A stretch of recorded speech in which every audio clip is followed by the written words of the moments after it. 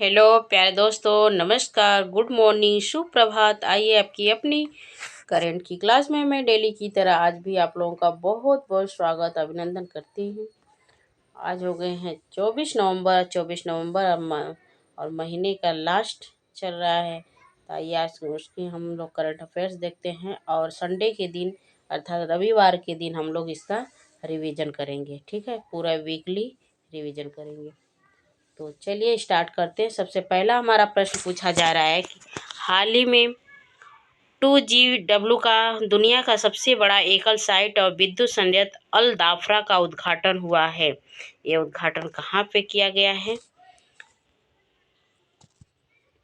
तो अल दाफरा का उद्घाटन हुआ है और यह यूएई संयुक्त अरब अमीरात में इसका उद्घाटन किया गया है। तो 2WGV मतलब है 2 गीगावाट। 2WG का मतलब है 2 गीगावाट। ठीक है, 2 गीगावाट इसका मतलब है 2 गीगावाट। इसमें 2 गीगावाट है। एक मिनट, थोड़ा सा पेन आप पतला कर लें, मोटा हो रहा है। 2 गीगावाट। तो चलिए, तो 2WG मतलब 2WG मतलब 2 गीगावाट। एक मिनट, ये क्या हो रहा है? हाँ, तो 2 गीगावाट है और इसमें ये यूएई संयुक्त अरब अमीरात में इसका उद्घाटन किया गया है, उद्घाटन हुआ है। और इसका जो गीगा मतलब क्या होता है? देखिए, गीगा मतलब होता है कि गीगा बराबर 10 + 9 है। और वहीं पे पूछा जाए कि गीगा बराबर माइनस गीगा बराबर 10 - 9 का क्या होगा? तो इसमें नैनो हो जाएगा। ठीक है, इसका मतलब है नैनो। हाल ही में अग्नि पहल किसने प्रारंभ की है? अग्नि पहल किसने प्रारंभ की है? तो केंद्रीय आयुर्वेद विज्ञान अनुसंधान परिषद द्वारा इसका प्रारंभ किया गया है। और अग्नि पहल क्या है? तो अग्नि पहल का सबसे पहले फुल फॉर्म देख लीजिए। अग्नि है इसका आयुर्वेद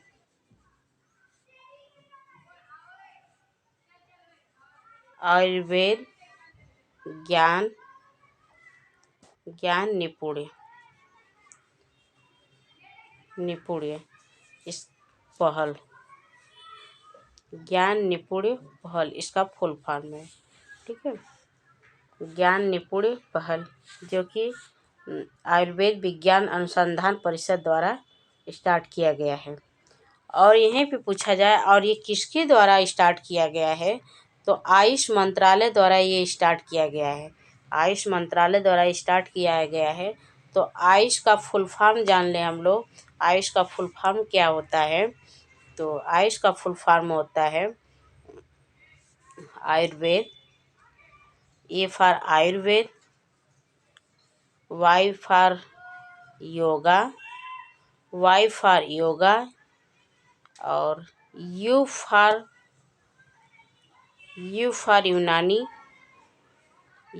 यूनानी। फिर यश फॉर होता है सिद्ध और एच फॉर होता है होम्योपैथी।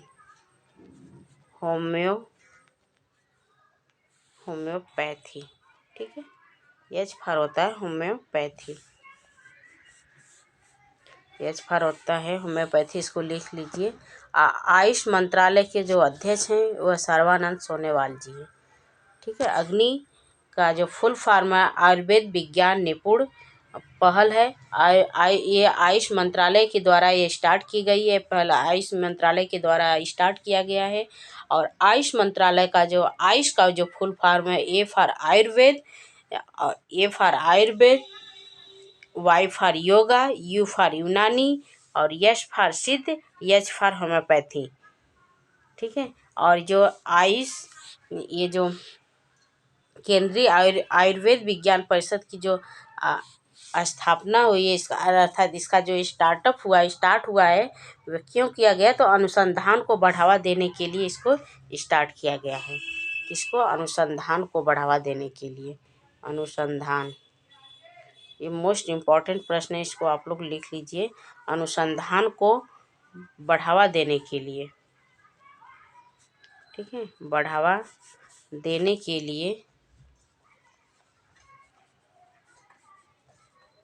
के लिए इसको स्टार्ट किया गया है, ठीक है।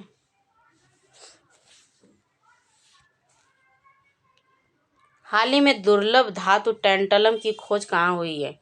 दुर्लभ धातु टैंटलम की खोज कहाँ की गई है? तो पंजाब में की गई है। टैंटलम जो धातु है ये एक प्रकार की दुर्लभ धातु है। टैंटलम धातु जो है यह दुर्लभ धातु है, अर्थात ये बहुत ही कीमती धातु है, बहुत ही मतलब ये आसानी से उपलब्ध होने वाली धातु नहीं है। ये 12 महत्वपूर्ण खनिजों में से एक है। टैंटलम जो है 12 महत्वपूर्ण खनिजों में से एक है, खनिजों में से एक है। और इसकी जो खोज करता है वह खोजकर्ता जो कंपनी है आईआईटी है। कौन सी है? आईआईटी रोपड़। आईआईटी रोपड़ द्वारा इसकी खोज की गई है। अब पंजाब सतलुज नदी के पंजाब सतलुज नदी के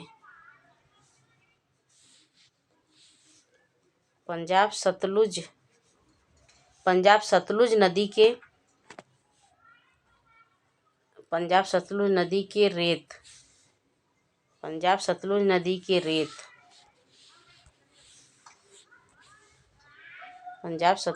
के रेत के अंदर, इसको लिख लीजिए आप लोग, रेत के अंदर इसकी खोज हुई है।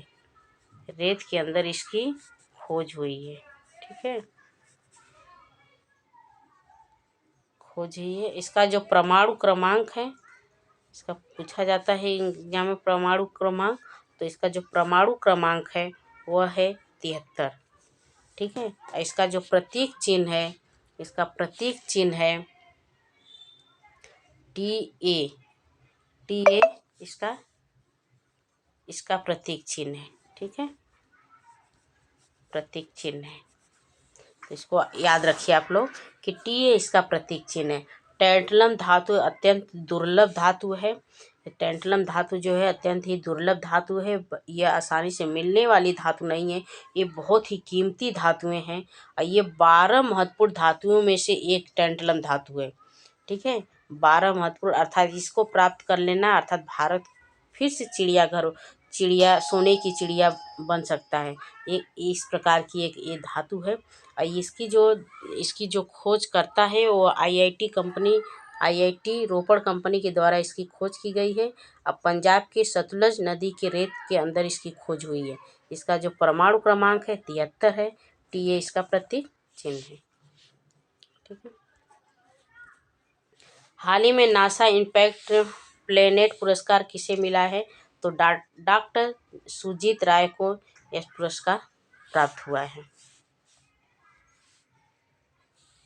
डॉक्टर सुजीत राय को यह पुरस्कार प्राप्त हुआ है। हाल ही में किसके द्वारा सिकिंग 42B हेलीकॉप्टर से किसके द्वारा एंटी शिप मिसाइल का सफल परीक्षण किया गया? तो ये भारत द्वारा किया गया है। भारत द्वारा इसका परीक्षण किया गया। वर्तमान में DRDO के हेड जो है वह समीर कामंद है। वर्तमान में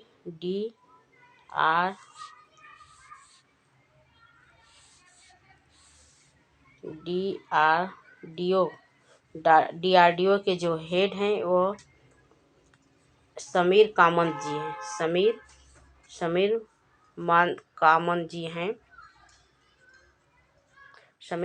जी हैं। इसकी जो स्थापना है 1958 ईस्वी में इस संस्था की स्थापना होती है। और ये 500 किलोमीटर मानक क्षमता वाली पहली स्वदेशी हेलीकॉप्टर है, ठीक है। और हाल ही में किस राज्य केंद्र शासित प्रदेश के टूरिज्म को संयुक्त राष्ट्र विश्व पर्यटन संगठन UNTO ग्लोबल केस स्टडी सूची में शामिल किया गया है। तो केरल को यूएनटीओ ग्लोबल केस स्टडी के अंदर इसको शामिल किया गया है। ये 2017 में केरल के मुख्यमंत्री पिनराई विजयन जी द्वारा रिस्पॉन्स टूरिज्म अभियान की चलाया गया था। रिस्पॉन्स टूरिज्म अभियान चलाया गया था, जिसमें अपनी लोकल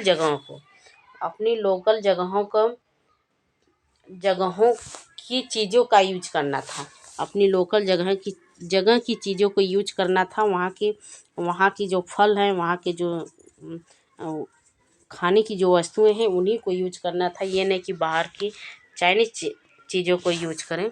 तो वहाँ की जो उस चीज़ों को यूज करना हुआ था, तब यूएनटीओ को उसे वहाँ की चीज़ों की यूज करने के लिए केरल को एक केस स्टडी की सूची में शामिल किया गया। केस स्टडी की सूची में बस केरल को ही नहीं शामिल किया गया है। महाराष्ट्र का ताडोबा अंधेरी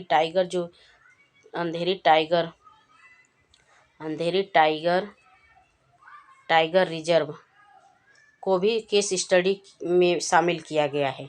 ठीक है। यूएनटीओ की जो स्थापना है, यूएनटीओ की स्थापना 1975 ईस्वी में होती है।